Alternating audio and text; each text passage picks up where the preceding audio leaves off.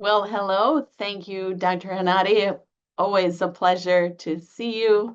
And I am also adding your book to my list of to read. So if I get a signed copy, I would be extra happy. Uh, I'd like to introduce the next session, which is session 3.1. It is AI-powered business models, disrupting industries, and driving growth. I believe we have with us today, or will have with us, James Garner. He's the head of AI and data for the Gleeds Coast Management Limited organization.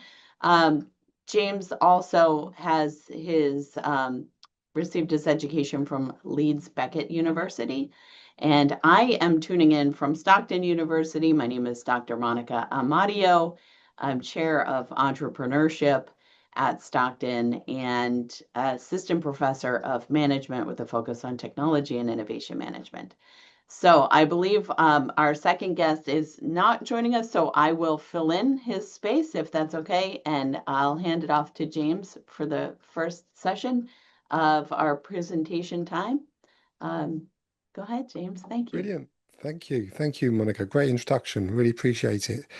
So, yeah, thank you everyone for joining us, and thank you for inviting me, Hanadi, as I think this is my third year in a trot. So, real pleasure to be back. And I'm going to talk to you a bit about AI and what we're doing with AI, particularly at Gleeds as a multinational business. So I'm going to share my screens. Just give me a moment.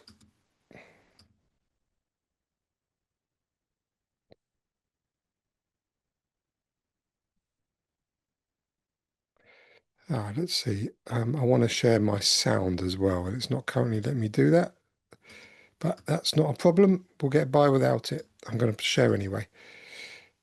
Okay, so hopefully you can see my screen okay.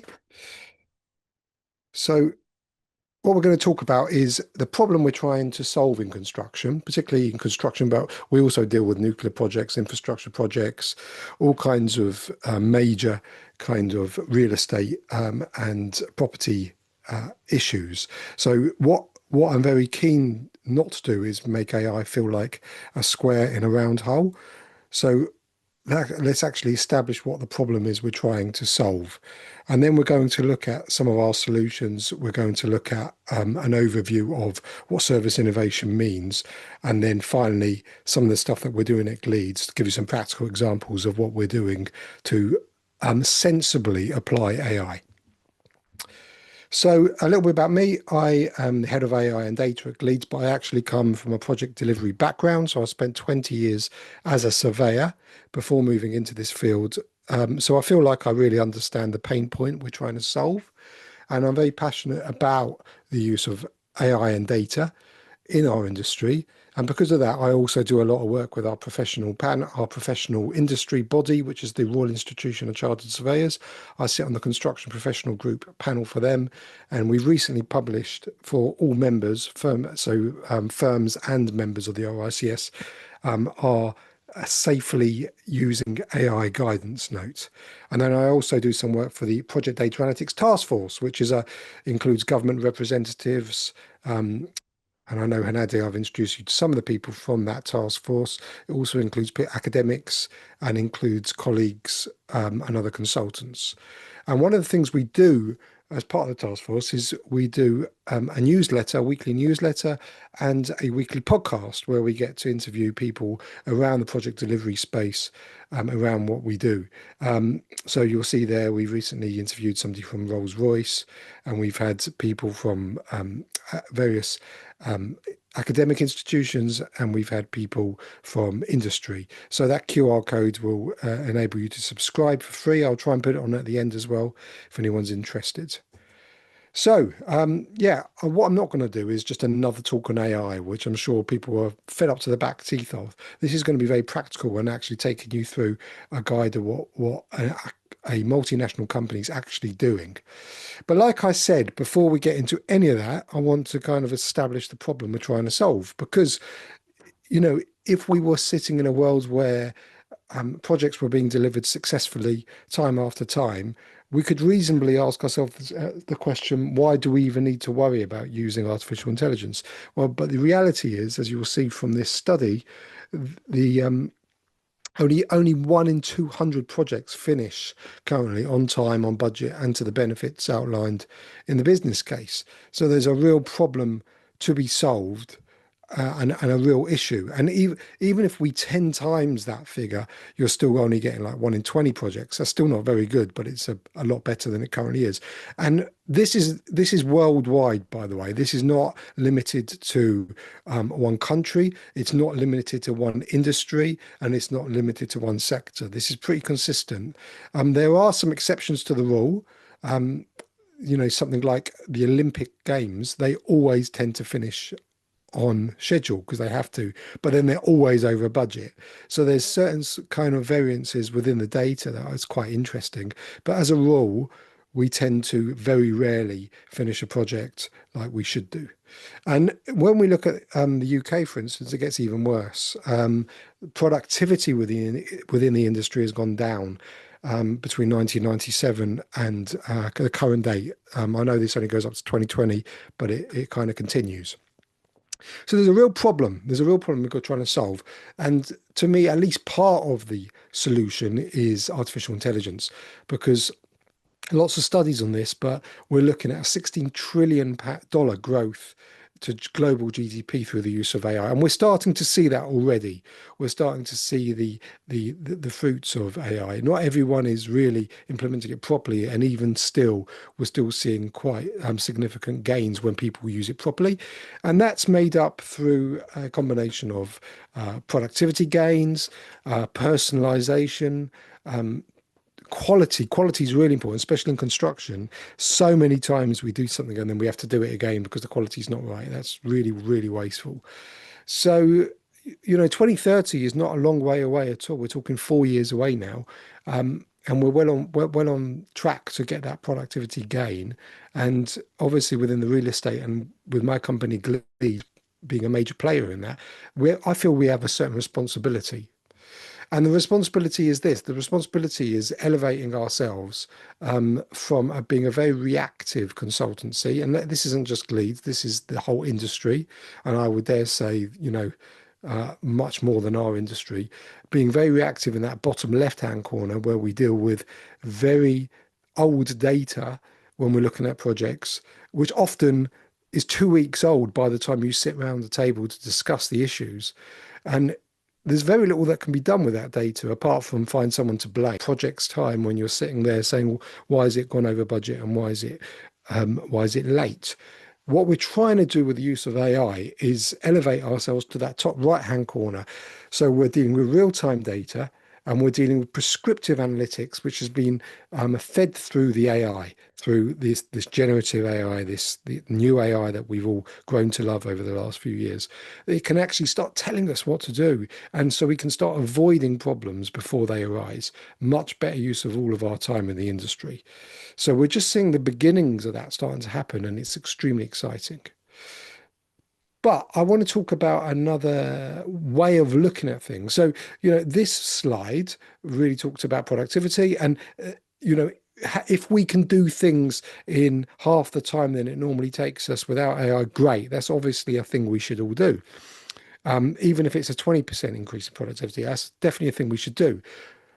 But at the same time, we have to ask ourselves a very, very fundamental question. And this goes for all industries.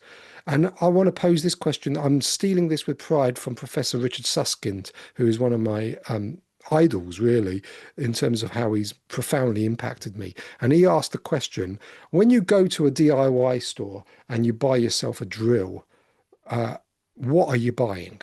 And most people at this point just look at you in bewilderment and say, well, I'm buying a drill, you idiot. Of course, I'm buying a drill. He argues, and I agree with him entirely, you're not buying a drill. You're actually buying an outcome. You're buying a hole in the wall, right? That's what you're buying. The fact that the drill gets you there is fantastic. And drills have got better and better over time. They're now electric, but it's the same outcome. It's the hole in the wall. And what he forces us to do is, as well as doing the low-hanging fruit, the productivity gains that we can get from AI, we should also be asking ourselves this very, very important question. And you can swap project managers here out for any industry, really. And the question is this: how in the future will we solve the problem to which project managers are currently our best answer? And what that forces us to do is reshape and rethink what we are trying to do within our profession and what our profession could look like in 10, 15, 20 years' time, and then work backwards from there. Because maybe we actually don't need project managers to solve the problem that it currently solves in 15, 20 years' time. And it's a hard thing for people to get their heads around. And it's not exclusive. You don't do one and not the other. You have to do both together, in my view. You have to kind of go down this track of productivity improvement whilst at the same time thinking about how things could be in the longer term. But it's really important we do that, because if we don't, and this is my message to the RICS, where I'm a member of the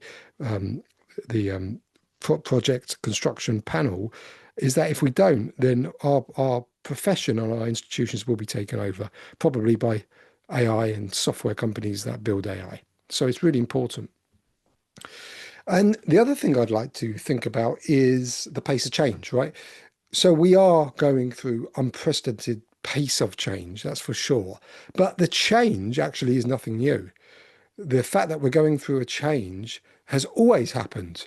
And we could go all the way back as far as you want. Arguably you could go back to the invention of fire, right? But let's just go back to 1780, for the steam power revolution, and then the steel and rail. And, the latest one that we've all been party to is the silicon chip age.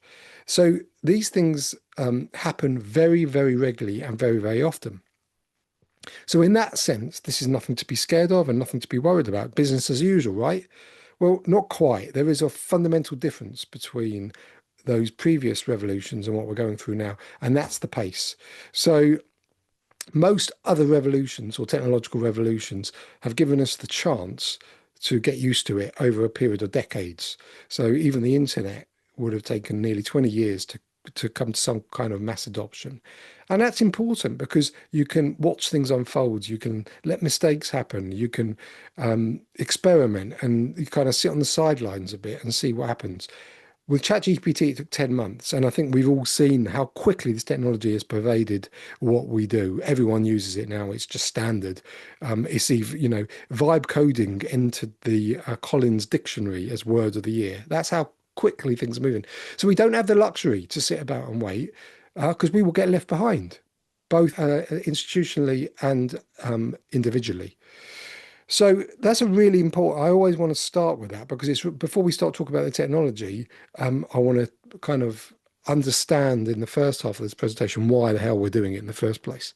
And in the second half, as I said, this isn't what wasn't going to be just a normal AI presentation, because I want to reframe how I'm trying to get my company to think of AI. And really, it's not to think of it as a technology at all, actually. This is not a technology rollout. This is not rolling out a new email client or a new version of Excel. This is extremely different. And that's where I think we're going to unblock the power, because too many people think it's a technological rollout. And what I want everyone to think about on the conference is to think of AI as your thought partner. You're the thought leader, you're still in charge, and the AI is a thought partner. But it's very different from software or IT, because it really does act like an assistant. And this is really important, because at the end of the day, this isn't a technological problem. All of our businesses still have their strategy. And we got to ask ourselves, what is our strategy? And that can be our business, it can be our projects, it can be our personal lives. What is our strategy? What are our goals? And that has to come first. And then the technology has to come second. And the problem we've got at the moment, I feel, is that we've got such hype around AI that everyone's trying to sell you a technology product and trying to get you to pay for it. And to me, it's the wrong way round. We don't need any of that. Actually, we just need to change the way that we deal with it. Most of this technology is free or extremely cheap. This isn't a technology rollout. This is a change of mindset, and it's really difficult. And that change of mindset requires a journey. And we're all on this journey, whether we know it or not. And some of us are at the starting point, and some of us are way up in the top, and it doesn't matter because a bit like the internet when it came out in the late 80s and early 90s, it's not going anywhere. The worst AI you will ever use is the AI you use today. Now, some people will have had their light bulb moment. This is the moment that you kind of get it and you go, oh wow, this stuff, this really works. This is different. And some of you won't have had that, and you'll be at the beginning saying, I'm still not sure what this means for me, and I'm a bit scared to play around with it. And then there'll be others who've had their light bulb moment and then had the reality check. Now, the reality check can be looked at by some people as a negative experience, but it's not. It's a really important part of the journey, because whilst the light bulb moment gives you the ability to understand the opportunities of AI and what it can do for you, the reality check equally tells you what it's not good for, what the risks are, and what the things that you shouldn't use it for. And only when you've done both those parts of the journey can you really put it together and start changing the way you do things. So, take a look at that. Ask yourself the question, where do you think you are on that journey? And then what can you do next to get yourself further along? If you've just had your light bulb moment, start thinking about some of the risks. What are some of the issues? If you're just at the starting point, please just experiment. Just play with it. A lot of it is free, but the longer it's a bit like the internet again in the 1990s. The longer you spend waiting, the harder it will be to sort of catch up with everybody else. So there's Reid Hoffman, who's the founder of LinkedIn. He actually looked at these 4 AI mindsets. And again, I ask you to recognize yourself in this. So are you a doomer? Do you think this is all an existential threat? Do you think we just need to stop? Are you a gloomer? Are you one of the people saying, oh, this is going to cause job losses and human displacement, and we're all going to go downhill from here? Are you a zoomer? Are you one of the people who adopted it really quickly? You're full speed ahead and you just love it and you can't stop talking about it? That's probably me. Or are you a bloomer? And that's probably the best place to be, that kind of balanced optimism, controlled progress. You're thinking about it. So yeah, see where you are on that and ask yourselves how you can maybe move to a different mindset. Because I say this is all actually about mindset. So that's a little bit more about that. So now I really want to talk about some practical examples. So I think I've got about 20 minutes left. So I'm going to talk about some of the things in the industry. So in the industry, one of the things we do is scheduling, and scheduling is a bit of a dark art, if you like. It's like people with 30, 40 years experience who say, yeah, well, it'll take about this long. Guess what? They're always wrong, right? Every project goes on longer. So how about if we had a AI that was trained on 750,000 schedules of actual schedules? So I'm just going to play this video very shortly. I'm not sure if you're going to be able to hear the sound because it wasn't let me share sound before, but I'll give it a go. Here's the thing about construction schedules. They're time-consuming, complex, and expensive to build. Experienced schedulers are hard to hire, and those you do have are spending too much time on scheduled grunt work. Here at Enplan, we believe scheduling shouldn't be this hard. That's why we built Schedule Studio. Generate and edit detailed schedules using an AI trained on 750,000 real project plans. Go from scope to detailed schedule in... So I won't say any more than that. Obviously, there's a longer video if you want to have a look.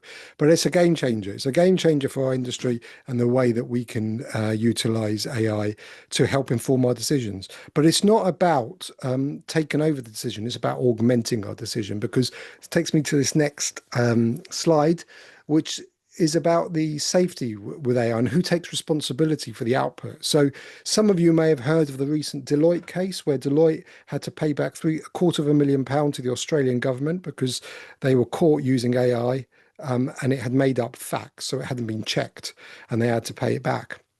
So very embarrassing. And that would have been stopped if they'd used this methodology, which I call the bookending methodology.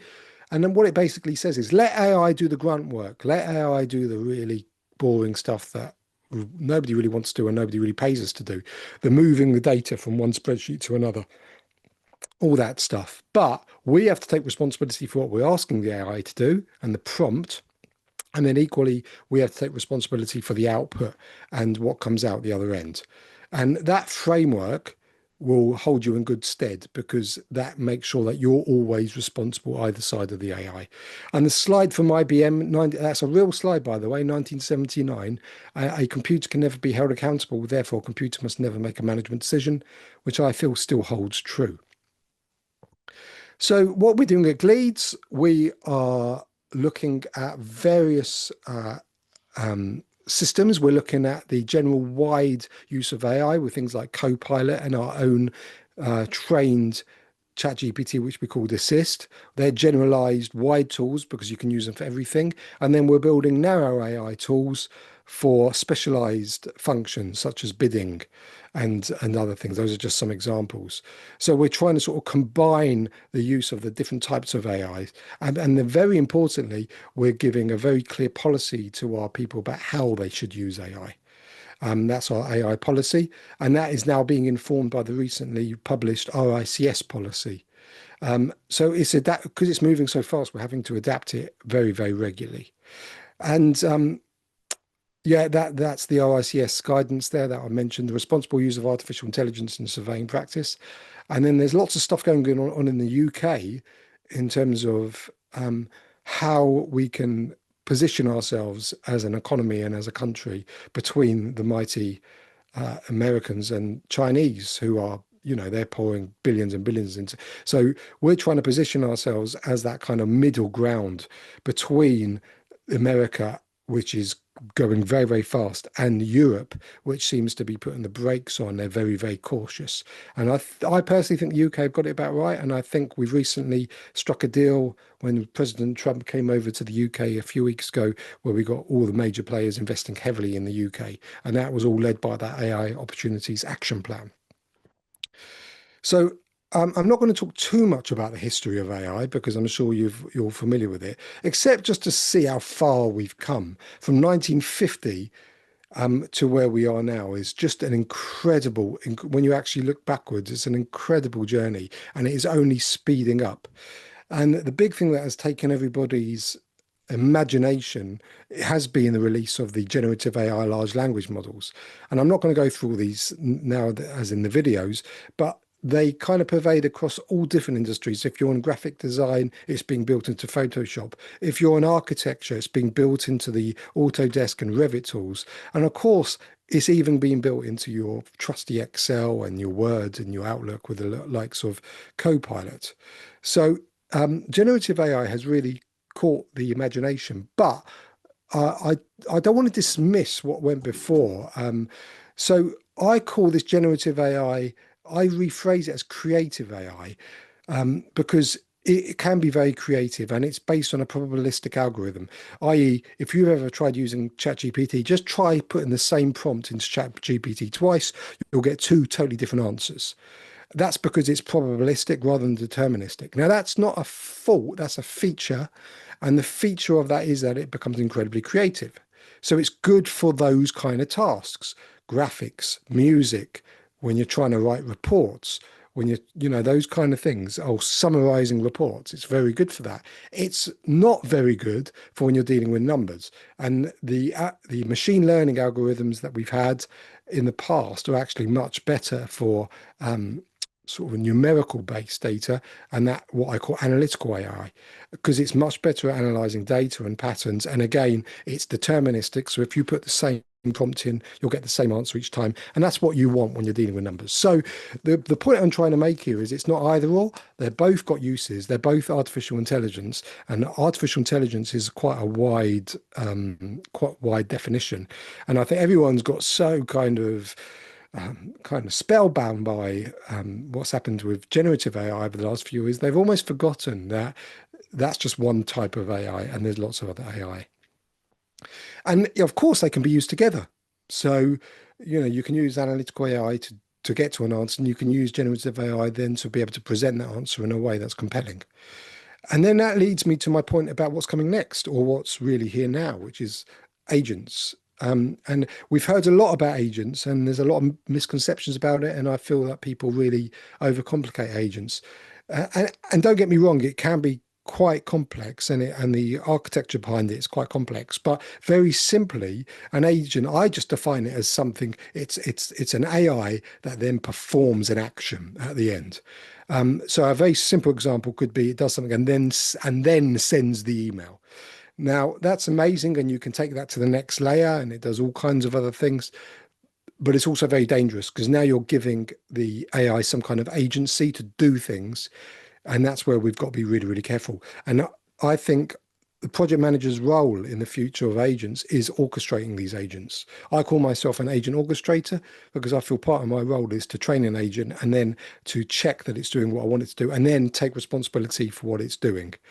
And that's going to be a real key skill that we're all going to have to learn in the future. So the last part of my presentation is really just to take you through a whistle-stop tour through some of the things that Gleeds are doing. And I make no apologies for starting what we're doing with, as I said at the beginning, nothing to do with tech. It's to do with education and upskilling. This is the centerpiece of what we do. And we train all of our staff in AI and data, whether that's lunch and learns, whether that's one-day courses, whether that's master's courses. I'm actually doing myself a master's in artificial intelligence at the moment because we've got to keep up with this. And it's ours. I say your AI literacy is your own responsibility, and it's not just for work, it's for your whole life. So that is really the foundation of everything we do. And then what that does is it allows people to use these tools that we've created over time properly, because otherwise the risk is you spend time and money developing AI tools and they never get used. Now, there was a recent MIT study that showed that 95% of AI projects fail. That's just astounding. I mean, all the money going into it. And that's really damaging as well, because then people start saying, oh, AI is rubbish and I've invested in it and it didn't do what I wanted it to do. So it's a really bad situation to be in when you're letting AI projects fail. And I seriously believe that it is due to a lack of education. So that very quickly, I know I've only got 3 minutes left in terms of time, but I think it's only 3 minutes left. I think I finish at 30. One of the things we've done is benchmark, which is where we've collated all our data. And then You're okay, James, if you want to keep going. Yeah, I've only got about 5 minutes. Is it okay if I run a few minutes Take over? your time. Cool. No problem. Okay. So Thank you. so these are some of the real life examples. So we've got all of our project data. We've put it into a database. We've labeled it correctly. It's all been verified. And now we have AI that can look at that data and cut and slice it in loads of ways. And then the generative AI can create reports from that data. Again, that's one of our flagship apps. Another one is our rates database, which is aligned to that, where all the tenders that we've got coming in are collated in a central database. And again, our surveyors can now use that to look at the data. They can do forward planning. They can ask the AI to create reports from that data. So we're no longer guessing about what's happening. We can look in real time about what's happening, like, for example, there with the cost of bricks. Another thing we've done is we don't want people using ChatGPT at work, and we don't want people using Gemini at work because it's free. And the reason it's free is because you're giving people your data. So it's very, very dangerous. So what we've done is we've developed our own version. We call it Assist. And it is set, the important thing is it's been built specifically for Gleeds, and it's currently in beta. But it's based on the same model. It's based on actually the Anthropic Claude model, so similar to ChatGPT. But it's been fine-tuned's not the wrong word, because fine-tuned, for anyone into neural networks, knows what that means. But it's still the best way I can describe it. We've kind of taken the Anthropic model and we fine-tuned it for Gleeds people to use. And it's got lots of features that you don't have anywhere else. For example, we've got shared chat. So if you're on a project together, you can set up a project, and then everyone in that project can kind of feed into that AI chat. So that's being rolled out at the moment, and we've got some case studies about some of the percentage, how much time it's saving people. It's absolutely incredible amount of time it's saving people so that they can focus more on what they're doing. Another thing we're doing is using AI, and this is our first agentic solution to help with bids. Now, this is not to do the bids for people. This is very much an assistant. people were very clear to us they don't want the AI to do bids because it will sound very generic. But what they did want was an AI to help them through the process, understanding what the RFP is asking for, finding out information about the client, what's the client's pain points. So it's an assistant. Rather than doing the actual bid for them. Another one we've got is our Visualize technology, which enables us to go around sites and kind of cover everything that's going on with 3D cameras. And then the latest feature from this is going to be able to allow us to do AI progress tracking as well. And then, of course, as I said, those are what I call vertical AI solutions. Our kind of horizontal AI solution is our Copilot, because that's just general for everyday tasks. So I'm going to go through a few of these. I don't think these are just some value add solutions, which I won't spend too much time on. These are basically things that we sell to clients if they're interested. One's called Transform, which is basically our digital transformation service. One is our Orchestrate service, where we can allow portfolio holders to look at huge swathes of data on their project in a unified dashboard. And that's an example. So I think I'll leave it there. I was going to talk about robots and stuff, but I'll probably run out of time a little bit. I hope everyone found that useful. And if there's time, I'm also very happy to take some questions. James, I have some questions for you, and I'm sure others do too. So we'll open the floor to see if anyone would like to post in the chat or the question and answer, which I am monitoring. So question for you from me is what role do humans play in the loop regarding decision making at Gleeds? Yeah, really good question. How do you teach them that? And also, if you do want to continue on robotics, we're good on time. Oh, okay. Well, let's answer. Let's talk about some questions. If there's time, then I can show you some cool videos. So it's a good question, and that was that bookending analogy, really. What we teach all of our staff is you're responsible for the output of AI. So whilst we use AI, it's not an excuse, especially if you're a chartered professional, which most of our people are. You are still in the driving seat. You are still the human in the loop at the beginning and at the end. And actually, because of the RICS policy that's just come out now, that kind of compounds that, because now we are obliged to do that through our own governing body, which is the RICS. So yeah, we don't want to be in the situation that Deloitte found themselves in, where they had to pay back £250,000, but it was actually the reputational damage that was worse. The fact that they were all over the press being caught doing that is not a good look, and we never want to be in that situation. So I'll go back to the point that this isn't really a technological rollout. This is really a culture change thing, and a big part of that is the training. And I'm going around the office all the time, and next year I've got a road show where I'm going literally around the world, because we need to get that message across to people, Monica. It's such an important message. The technology is amazing, but you don't want this. You still want to play a role in it, because then the next thing that people start moaning about is job displacement. Well, there's not going to be job displacement if you make sure that you've got a role in the loop. Mm-hmm. But it's not easy. Yeah.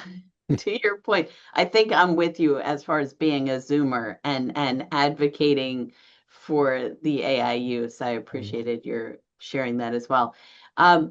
Brian Cassidy is asking a question. Do you want to, I see that he's also able to speak. Brian, do you want to share your question, or would you prefer I read it? I can talk. That's easy. Hey, James. Hi, Brian. Thanks for talk. Thank you. Hi. Where are you? You look very sunny there. I'm actually sitting in Brazil today. Oh, wow. So you can, if you listen carefully, you can hear the birds in the background. Oh, fabulous. So my question is I tend to downplay the security risk of LLM. Yeah. I said, look, it's like peeing in the ocean. How do you find it? I mean, it's just all. Do you have any real facts on the risks? Yeah.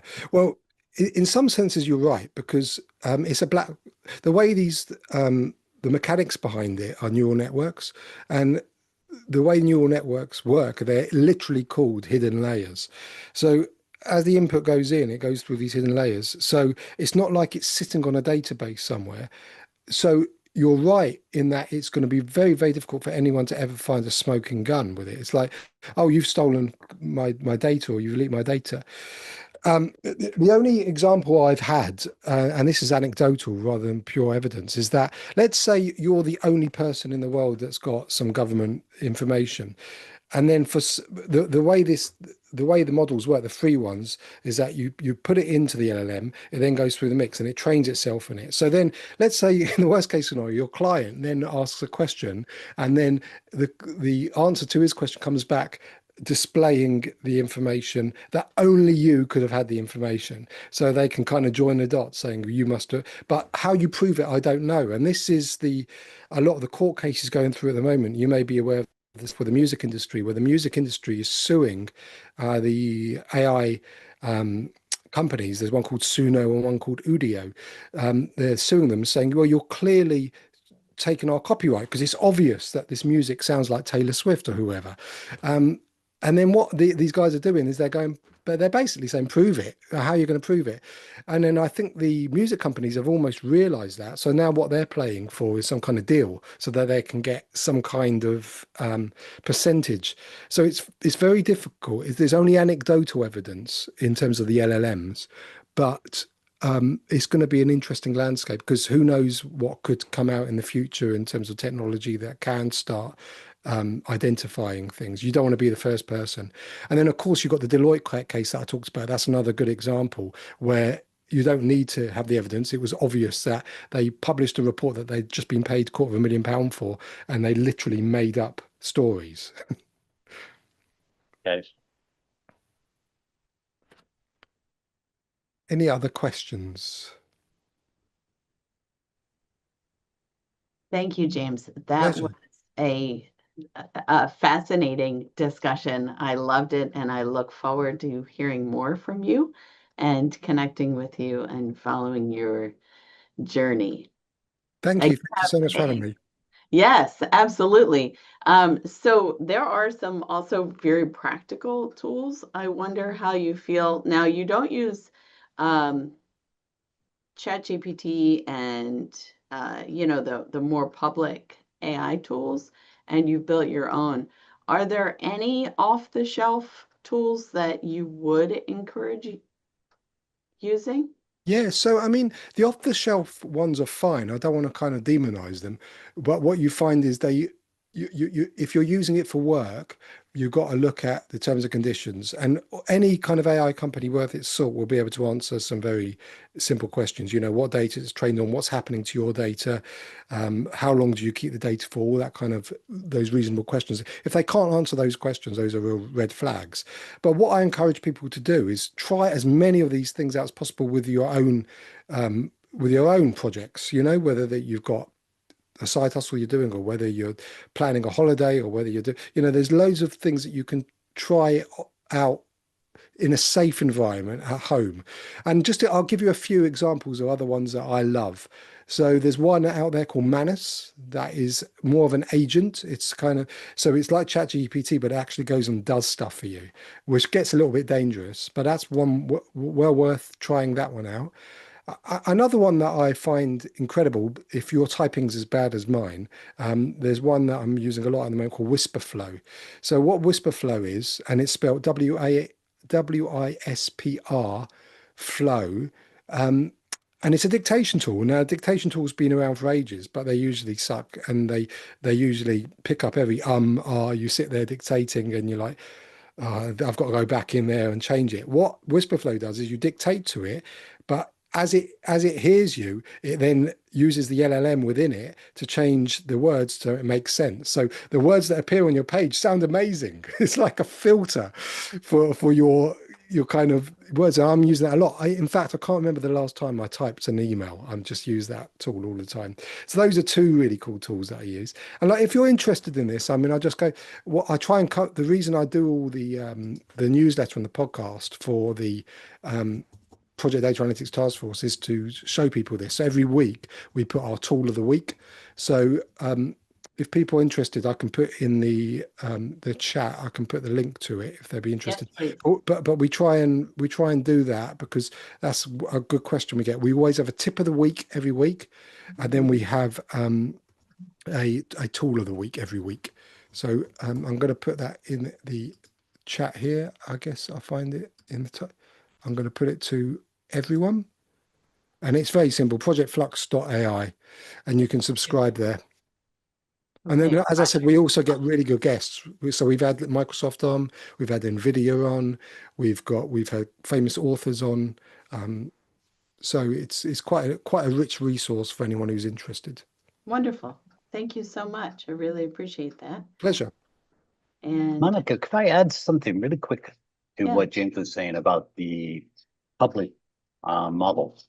There was a story a couple of years back where Bloomberg invested a lot of money to make a private model. They invested about 10 million to predict certain things in the market. They trained it on all their internal data. They got it all done. And then they compared the results of their $10 million model with the ChatGPT, which you can run off the shelf. And actually ChatGPT 4, which has many more, a larger database, actually outperformed it. Yeah. So yeah. there I is saw that something one. to be said.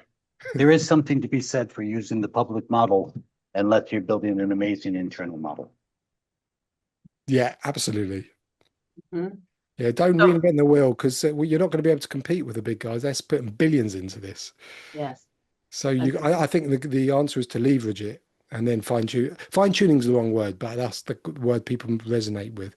I suppose configure it is the correct word, but So working in the space of the university, we also have to be aware of compliance of our student information and student data. And so we've been collaborating, a number of us, through the AAC&U, the Association for American Colleges and Universities, with 123 other schools to figure out the best practices on that. And part of my research now, along with the team, is to identify the best practices quantitatively, like what are people doing with the data in AI, what shows real results, and how do we report on that? But as an institution, we have to be careful with releasing student records or anything that's sensitive for student data, yeah. as that is a federal law for us. So I know University of Florida hosted an event, and they have something called the HyperGator, which keeps all of their data in-house. But that was a result of what I believe was a $50 million gift from, partnership with NVIDIA and gift from a well-known alumni. So, but they've made that those tools available to other universities, which is Cool. nice. So it really promotes research. This is something that I made with a platform called Gamma.app. Oh yes. And I find this to be quite useful in sprucing up presentations. So just a quick bit, this will take maybe 7 minutes, sharing with you my background, and that is bridging the scholar and practitioner model, where I have a background personally in entrepreneurship and as a technologist. And in the university, I bring that research collaboration, and in industry currently, I'm doing some consulting, deeper dives. One of those consulting projects was recently doing title and mineral rights search using AI to cut weeks off of research for companies that need to look at oil and gas, in particular, mineral rights. Okay, so part of my research falls into some buckets. You can think of it like a Venn diagram, where one is entrepreneurship among high achieving women. So I have conducted this research study, qualitative research study, which is about listening and interviews, and spoken with a number of women. I plan to expand that to a nationwide study this year, going out with a survey to multi-million-dollar earning entrepreneurs in the United States. And that has implications also for my international research, which is currently focused on entrepreneurship in Africa.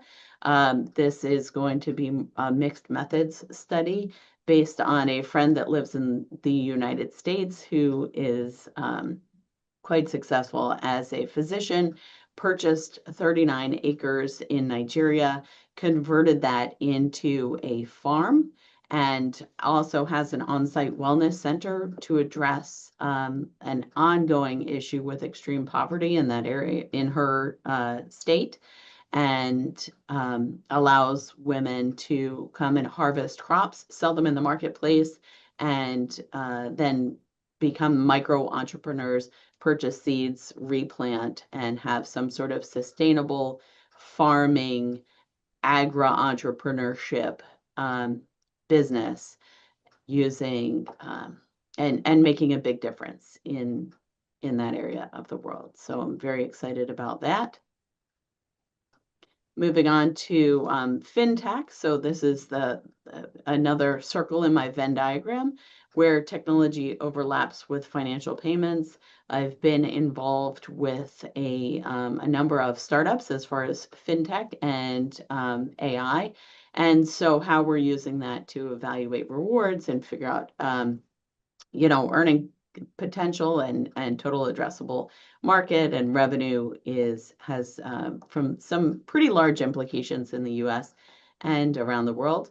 I've recently or am working on becoming a board member for Strategic Alliance USA, and their website is linked here, which is strategicallianceusa.com if you're interested in learning more about any of the intellectual property or energy spaces. Now, AI and technology is my fourth thing. This is where I'm doing the most of the work. This focuses on my course, has sprung out of my technology and innovation course at Stockton. We have been working with the team to look at best practices of AI in higher education. So what faculty are really doing well around the world. And this obviously has some pretty immediate implications for both industry and for education, as well as I've been challenged or honored by being invited to be an editor of a case-focused book from a high-level academic publisher out of the UK who has asked me to develop that for tech and innovation management. So I will be reaching out to some researchers as well. If you happen to have what you think might be a good case study for technology and innovation management and is relevant for today, this is my little commercial. Please email me because I will be actively putting out the call for cases relatively soon. In my own classes, I tend to use custom GPTs.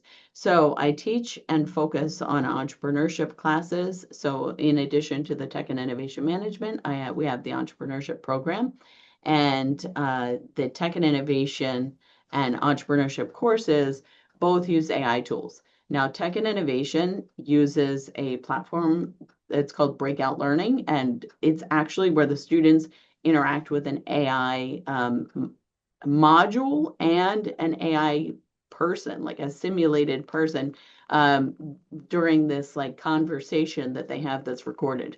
And then AI is used to analyze their words. I actually don't get a copy of the video because of privacy law, but they do. I do get a very detailed report about their understanding of the concepts, the context in the course, and whether they were interactive and to what level. And it's quite a detailed report. So far, the students have reported that they like it a lot, and they find it really useful, and it gives me immediate feedback without having to worry if they wrote the paper, right? So it's actually recording them in real time. So we're kind of flipping the AI conundrum on its head there and using a third-party tool. In addition to that, I use the custom GPTs to help my students write their own business plans. and develop some pretty sophisticated pro forma without having to really, I don't want to say labor over it because they are responsible to check it, but it just makes the lift a little easier when they have so many balls in the air. Our research on education runs from high school for us, so ninth grade to university to graduate school, where we're looking at all kinds of levels of application of AI in education, as well as financial literacy in addition to media literacy. Finally, human advancement. So looking at all of these things, this is how they all come together. Entrepreneurship, literacy, generally speaking, as far as financial and technology, and increasing access to all, so global access, and then expanding the impact and strengthening education. Some things that are coming next are new pathways, collaboration. So I'm often and looking for current collaborations that are global, and publication goals. We will be putting out the book as well as several articles in the next few months. And if you'd like to be part of that, please reach out. Okay, ways to engage. And here is my contact info. And I'm going to leave, we have a couple of minutes. So if we're still on with James and he wants to show us his robot video, or if you have any questions, I can be happy to answer those as well. I also see Dr. Hanadi put her book link in the chat if you have access to the chat. Thank you.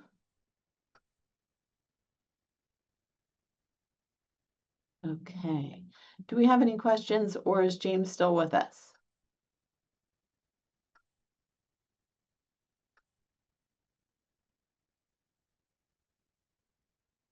Monica, I have a question for you. I don't know when I was supposed to talk. I thought it was a few minutes ago, but am I still up for this session or not? You're not on my session at all, Brian. I apologize. Okay, so I was, Apology, accept my apology. He is jumping to our agenda soon. We didn't update it. Still, you have 8 minutes. I know you are very professional and you can do it, Brian. I listening to all your discussion. I think Professor Monica want to present her work in front of you. Then I keep so quiet. I cannot interrupt her. Okay, go ahead, Brian. Then, Brian, you ask several questions to James, and this is part of from your presentation. The remaining slide. Go ahead, do it. so Monica, I will follow your lead here. I've got about a 10-12 minute presentation. But we have 8 minutes left. You tell me what you'd like to do. We could also just do question and answer. No problem. I give you extra minutes from the following track. Go ahead. Yes, Brian, thank you. All right, so I'm going to share my screen here, if that's okay. Yes, please. Boom. Let's see if it works. And see if it works twice. Okay, and I want to see the presentation, so I'm not looking shady and looking off to the side. So there I am, and we're good to go. So I'm going to do a quick talk about using AI, and I'm going to talk to you about an acronym. Remember back in school, you learned to do things with abbreviations. I'm going to teach you a really cool abbreviation. But before I start, I want to talk to you about my mom. And my mom is 82 years young. I can't use the word old in the same sentence because she's always going to be young to me. Her and my dad just got back from a trip to Europe. They were jet lagged, cranky, and hungry. And I probably talked a little bit too much about AI while they were here. My mom called when she got home. And she said, we're starving, too tired to go out, no food. Can your AI thingy do something with that? Of course, expecting I'd say no. I asked her what's in the fridge. And she said, I don't know, a half a zucchini, maybe some wrinkly cherry tomatoes, a lemon. I said, Mom, do this. Take a picture, then talk to AI about your need for dinner tonight. She tried and said something that made me smile. Ha, I never would have thought of that AI stuff works. She came back a few minutes later with roasted tomato zucchini pasta, a lemon garlic oil, plating it like a Food Network star. If my mom at 82 can work with AI, you can work with AI too. Now, I speak at a lot of conferences, and I'm often asked the question, what's happening with AI?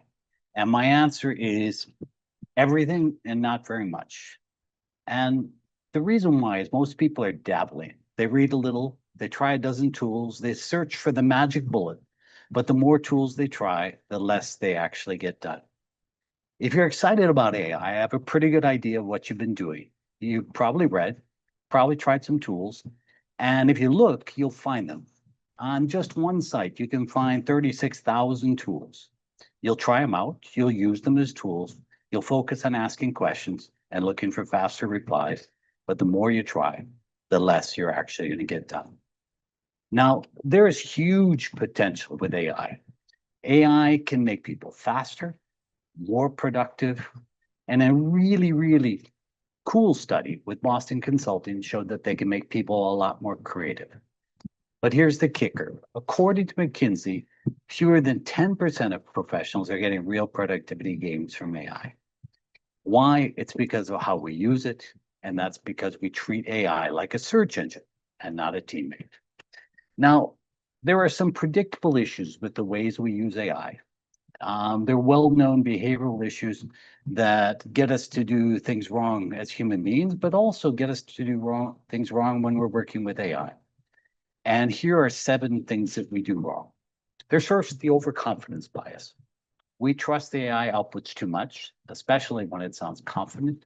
And unfortunately, it always sounds confident. There's present bias. You say, wow, baby, quick wins. That feels good. We're done. We stop. We're off to the races. There's automation bias. If AI said it, it must be right because computers are really clever. There's cognitive offloading.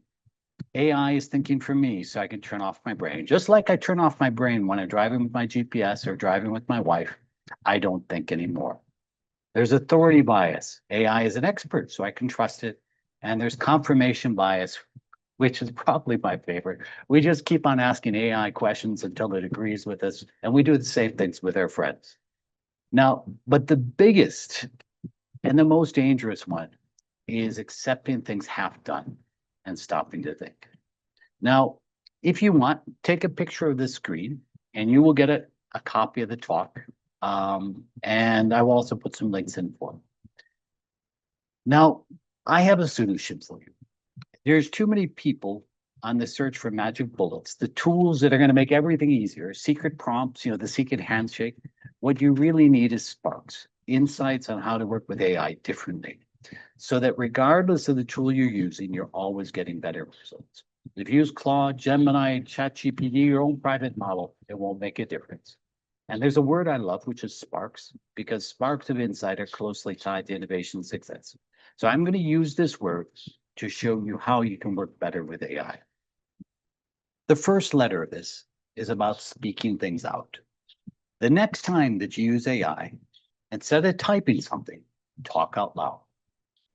Talk until you get things clear. As James was talking about, use Whisper. You don't even have to make your typos anymore. Now, why would you want to talk? First, because when we talk, we think differently. Typing makes you edit yourself too early. Talking gets you into the flow.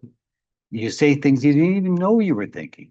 And perhaps more important, talking is a great way to tell stories. Now, I'm not sure if any of you have read this book called Primal Intelligence, but it's a fantastic book. And they talk about one of the superpowers of human beings is the ability to make up stories. So based on this, I did some research looking at the ability of stories to improve human productivity. What you found in this area, which is AI creativity increased by 45% when you had a story versus no story.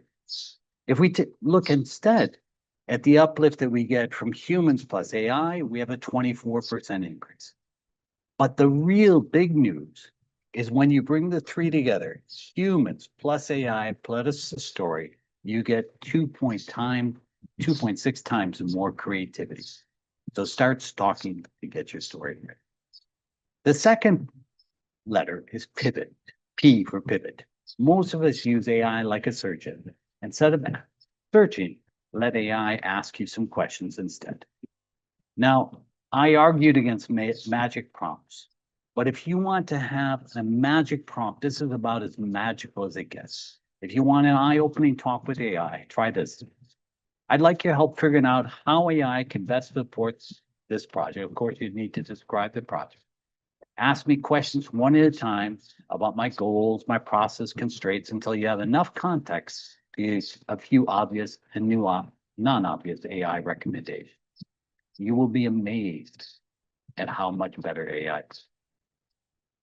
Now, I say this is a magic prompt. The magic is not the prompt, but it's the process. Ask me questions until you can do this. A is about asking for more. If you really want to get more from AI, you got to be a bit more demanding. Often we accept the first answer AI gives us. Being generative, you can keep on asking question after question after question. You can push the regenerate button. The fourth idea is almost always better than the first. So don't just nod along, say what you like, say what you don't, then ask AI to try again and again, because creativity isn't about the first answer, it's about pushing for the best ones. The reality is everywhere you go, big ideas are built, big ideas are nurtured and made into something great. When you accept the first output, you're unlikely to build something great. R is about reframing. When you change your questions, you get different answers. When you change your perspective, you get different answers. You can and should use AI to reframe your questions. You should also do it yourself. In a study we ran on idea generation, the strongest predictor of the number and quality of ideas is the number of ways we ask a question. The reason is simple. What happens is when you ask the same question over and over again, you run out of ideas. But when you ask the question in a new way, you get new insights. A term which some of you might know or might not know is HMW. How might we do this? How might we do this differently? If you keep on reframing your questions, you'll get amazingly different results. K is about keep asking. Great ideas don't land in one shot. Too often we give up excited by the first results. In social science, this is what Herbert Simon calls satisficing. A definition I love comes from Jeremy Utley's book, Idea Flow from a 7-year-old child. He said, creativity is doing more than the first thing you thought of. Keep asking questions like, what did I miss? How can I see things different? And my favorite is, how could we do exactly the opposite? These questions will get you past the first thing you thought of and get you into the world of creativity. Last is S, and this is the place that nobody does. You need to stop and think. After 10 prompts, don't just keep going. Ask, what did I learn? What changed in how I see the problem? What should I ask next? There's a great study, it's a little bit old now, by The Economist, where they studied 312 companies with strategic pauses and companies without strategic pauses. Companies with strategic pauses sold 40% more and earned 52% higher profits. Can you think of a stronger reason to stop and think? Lastly, to unlock the potential of AI, you need to shift your mindset from simply using AI to working with it. This involves a partnership. It's about being a team member, and you treat team members differently than you do tools. You need to be patient, and you need to give feedback to each other and learn from each other. Now, I'd like to end with a challenge for you. Now, it's easy for you to go to this talk, move on to the next one, but I'd like you to do something. I'd like you, during the break, to record some thoughts about this talk. Go stream of conscious, just talk. And then ask ChatGPT, your favorite LLM, to summarize your thoughts and make a LinkedIn post. Tag me. If use one of the tools here. Talk about your experience. If you put me in the post and I like it and it makes me smile, I'll offer you a free 1-hour keynote at your company. Hint. If you tell me a story about your mom or your grandma, you're almost certain to win. So going forward, if you want better results from AI, you have to go from using AI to working with it. You can print this out, take a screenshot, you will get better results. That's a way to change. And as far as next steps, you can scan this page. I'm going to put in a short blurb saying you should buy my book. This is, by the way, about half of a chapter number 27. I have 29 chapters in the book.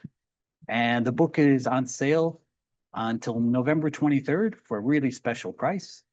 You can get this talk in a 2-minute version or a 10-minute version. And I'm also writing a new HBR piece about going from hype to action in 90 days. And I'm looking for people that would like to do an interview, and maybe you would be featured in my interview. And that was my talk. And I'm going to put something in the chat here, which will give you some links. I think I put it in. I got that. Oops. Shoot. Monica, I have to give my links, but it's okay. That was it. Wonderful. That was excellent. If you were able to copy and paste that into the chat, I think the links will go. Yeah, let me see what I got here. So yeah, That's there quite was something else generous of you. I like the keynote giveaway as a competition. That's pretty awesome. No, it's fun. And actually every time that I get one of these, I smile. But you know what? Most people, there's a big gap between intentions and actuality. You're going to say, that's cool, I'm going to do it now, but chances are you won't do it. But surprise me, there's 24 people here. If 12 people do it, it'll make my day. I think there are hundreds more watching on YouTube. I watched on YouTube yesterday, and it's there are a lot of folks watching around the world, more than are on the visible on the panel. But we do have the next panel coming up, which is a smart economy, AI-driven transformation of public and private services. So Brian, thanks again. Thank you to James Garner as well. Excellent presentation, and we always appreciate your contributions. Dr. Hanadi, Thank you, Monica. thank you so much. Thank you, Professor Monica. Thank you. Looking forward to see you next year, 11 and 12 of November. Yes, ma'am. I just got your email. Hi, Professor Mike. Hi.